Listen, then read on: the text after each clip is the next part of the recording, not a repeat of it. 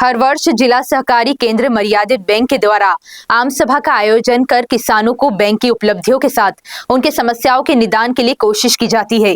इसी कड़ी में शुक्रवार को जिला बैंक की 111वीं आम सभा की बैठक बैंक के सभागार में आयोजित हुई।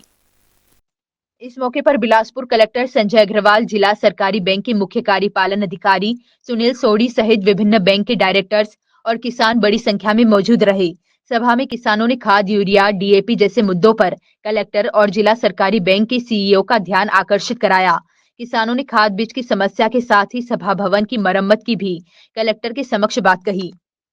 ये सहकारी बैंक की सामान्य सभा की बैठक थी, 111वीं बैठक थी। इसमें हमारे सीईओ साहब हैं, जेआर हैं, डीआर साहब हैं, नाबार्ड के ऑफिसर हैं, हमारे पूर्व डायरेक्टर्स जो बैंक के थे वो भी हैं, और अलग अलग समितियां जो हैं समिति से हैं, हमारे सारे नोडल अधिकारी हैं। इसमें साल में एक बार ये बैठक होती है। इसमें बैंक का क्या आय व्यय है उसके बारे में चर्चा होती है, और जो भी डिसीजंस जो होते हैं उन सब का अनुमोदन जो है इस सामान्य सभा के माध्यम से होता है। आज ये बैठक बहुत ही अच्छी हुई है और बहुत पुराना बैंक है। जैसा मैंने बोला, 1915 में इस बैंक की स्थापना हुई थी, तो अपना एक बहुत ही बढ़िया इतिहास रहा है इस बैंक का। और मुझे लगता है कि इस बैंक के माध्यम से हम लोग किसानों की सेवाएं कर पा रहे हैं, और इस बैंक के माध्यम से किसान भी बहुत सारी ऐसी किसानों की ज़रूरतें की चीज़ है जो बैंक के माध्यम से उनकी पूर्ति होती है, और वो अधिक ब्याज में जो लोगों के चंगुल में फंसते थे,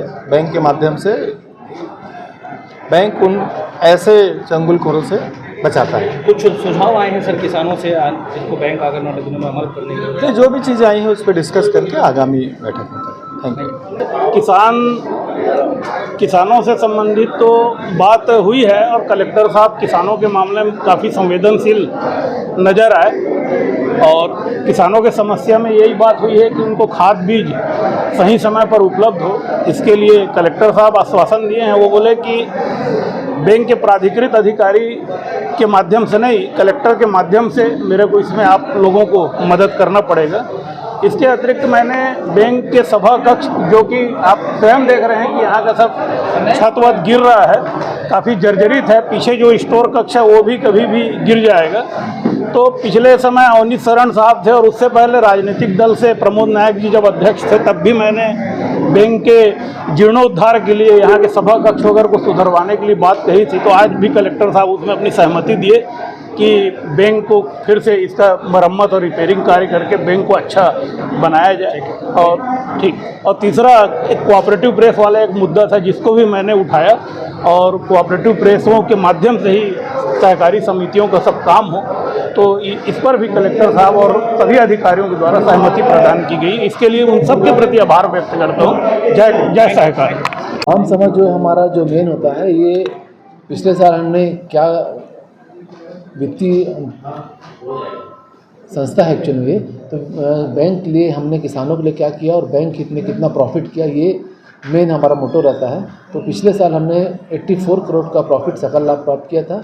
प्रोविज़न के बाद 43 करोड़ हमारे पास नेट प्रॉफिट है, जिसमें हम समितियों को लाभांश दे रहे हैं और बहुत सारे प्रावधान कर रहे हैं ताकि बैंक को और सुदृढ़ बनाया जा सके।